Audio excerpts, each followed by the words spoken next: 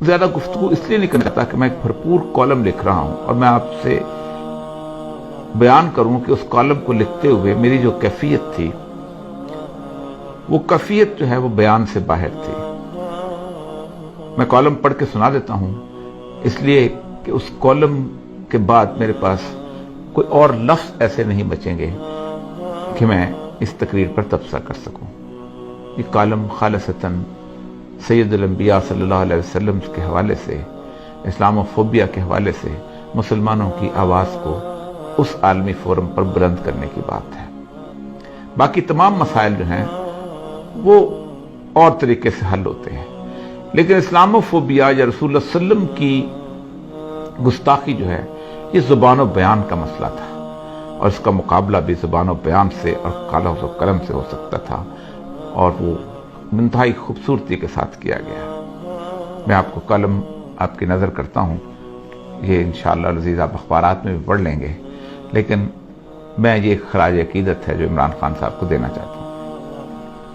31 اکتوبر 1929 کو غازی علم الدین شہید کو اس میاں والی کے علاقے میں جیل میں تختہ دار پر لٹکایا گیا، جہاں سے عمران خان کے دودھیال کا بھی تعلق ہے۔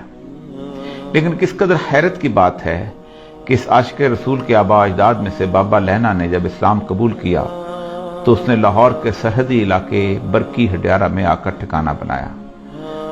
یہ وہی برکی ہے جو عمران خان کا ننہال ہے۔ مجھے کوئی مماثلت نہیں ڈھونڈنی، میں تو حیرت میں گم آج سے 90 سال قبل آنکھوں میں آنسو لیے علامہ اقبال کے اس چہرے کو اپنے تصور میں لا رہا ہوں جو غازی علم الدین شہید کو لحد میں اتارتے ہوئے ہچکیوں سے رو رہا تھا۔ میاں والی میں شہید کو دفن کرنے کے بعد جب مسلمانوں کا ایک وفد علامہ محمد اقبال، سر محمد شفیع اور مولانا ظفر علی خان کے ساتھ گورنر پنجاب سے ملا اور غازی علم الدین کے جسد مبارک کی حوالگی کی درخواست کی تو اس یقین دہانی پر مان لی گئی کہ امن عامہ کی ذمہ داری آپ لوگوں پر ہی ہوگی۔ 15 دن بعد لاہور کی تاریخ نے ایک خیرہ کن منظر دیکھا۔ غازی علم الدین کا جسد مبارک ایسا تر و تازہ تھا کہ چہرے پر غسل کے پانی کے قطرے چمک رہے تھے، یوں لگتا تھا جیسے ابھی بھی غازی علم الدین شہید وضو کر کے آئے ہوں۔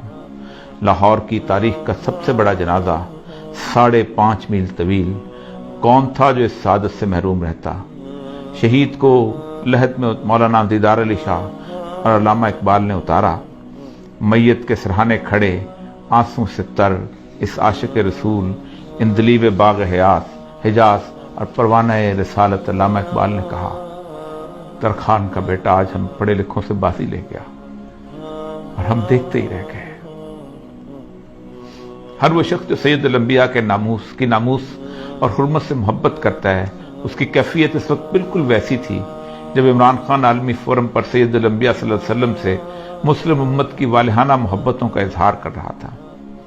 ایسے میں میرے پاس اسے نظر کرنے کے لیے آنکھوں میں ڈبڈباتے ہوئے آنسوؤں کے سوا کچھ نہ تھا۔ کون ہے جس کا دل زخمی نہیں ہے؟ کس کی راتیں سالوں سے بے خوابی میں نہیں گزرتی کہ اس کے پیارے رسول صلی اللہ علیہ وسلم کی شان میں روزانہ گستاخی ہوتی ہے اور وہ بے بس و لاچار ہے، اس کے بس میں کچھ نہیں۔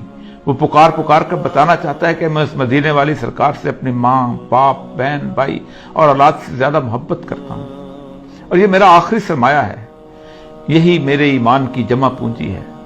لیکن اس کی آواز سدا بصہرا ہے۔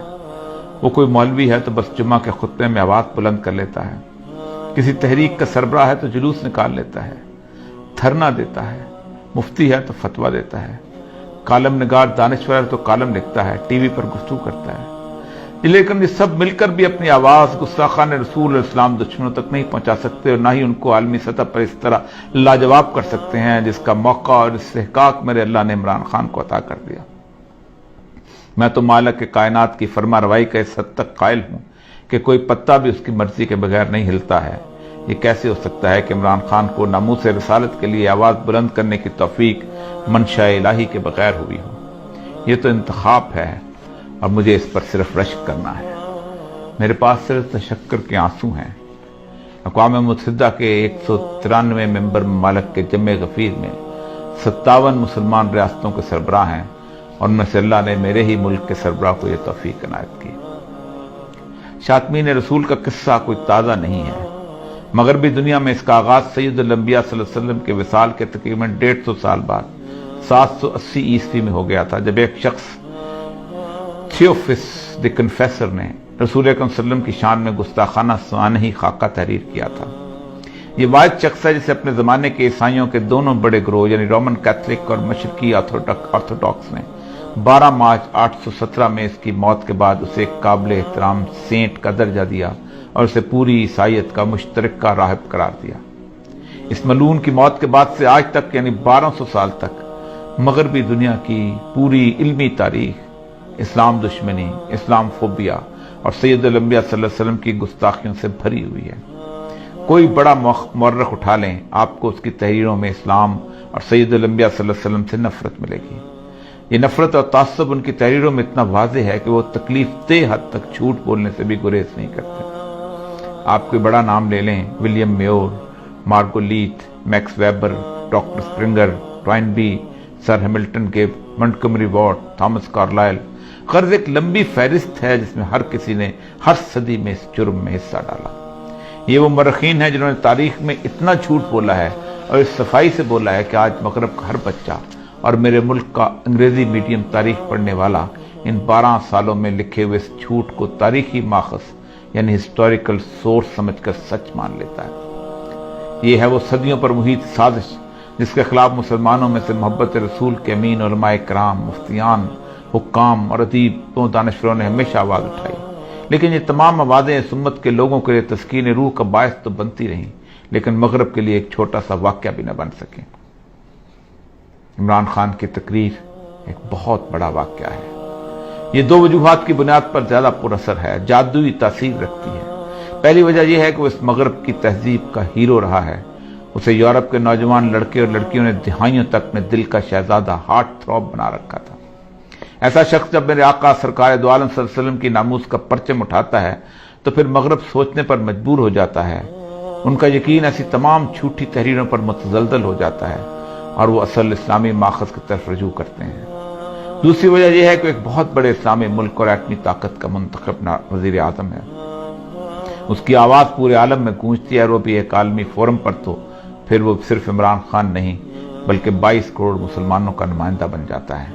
ایسا نمائندہ جسے 1.5 ارب مسلمانوں کی نمائندگی کا حق اور میرے آقا کی ناموس کے تحفظ کا شرف بھی خود بخود حاصل ہو جاتا ہے۔ ایسے مواقع گزشتہ 30 سالوں میں بے نظیر زرداری، مشرف اور نواز شریف کو بھی اپنے دور اقتدار میں ملے تھے، لیکن انہیں یہ سعادت حاصل نہ ہو سکی۔ سلمان رشدی کی واحیات کتاب 1988 میں آئی تو پورا عالم اسلام سراپا اشتعال تھا۔ بے نظیر اس کے خلاف احتجاج کرنے والوں پر گولی چلانے کی فرد جرم لے کر دنیا سے رخصت ہو گئی۔ 2005 میں گستاخانہ کارٹون چارلی ہیبیڈو میں چھپے تو مشرف برس اقتدار تھا، پھر زرداری اور نواز شریف دور میں بھی بار بار چھپتے رہے۔ یہ سب حکمران اپنی خاموشی کی FIR لیے اللہ کے حضور جانے کے منتظر ہیں۔ ہر ایک کو اقوام متحدہ کا یہ فورم میسر آیا، سب نے تقریریں کی لیکن ان کی زبانیں گنگ رہیں، کسی کو اللہ نے یہ قوت گویائی نہ دی تھی۔ علامہ خادم حسین رضوی صاحب کے خلاف جب سپریم کورٹ میں خفیہ ایجنسیوں نے رپورٹ جمع کرائی تو لکھا کہ اوریا مقبول جان انہیں اخبارات اور ٹی وی پر بہت سپورٹ کرتا تھا۔ میں نے فرد جرم کے جواب میں کہا تھا، ناموس رسالت کے لیے اگر بدترین ڈاکو اور بدنام ترین ڈاکو بھی کھڑا ہوگا تو میں اس کی جوتیاں اٹھاؤں گا۔ اس وقت عمران خان کی تقریر کے خلاف بولنا یہ ثابت کرے گا کہ آپ کو ناموس رسالت سے نہیں بلکہ اپنے نفس کی ریاکاری سے محبت ہے۔ میری حالت تو اقبال کے آنسوؤں سے بھیگے چہرے والی ہے کہ ساری زندگی ناموس رسالت پر لکھتے بولتے رہے اور ایک مغرب زدہ کھلاڑی بازی لے گیا۔ وہی کیفیت ہے جو اقبال کی تھی۔ میرے پاس ان ٹپٹپاتی آنکھوں میں آنسوؤں کے سوا کچھ نہیں ہے، شاید اس راستے میں یہ قبول ہو جائے۔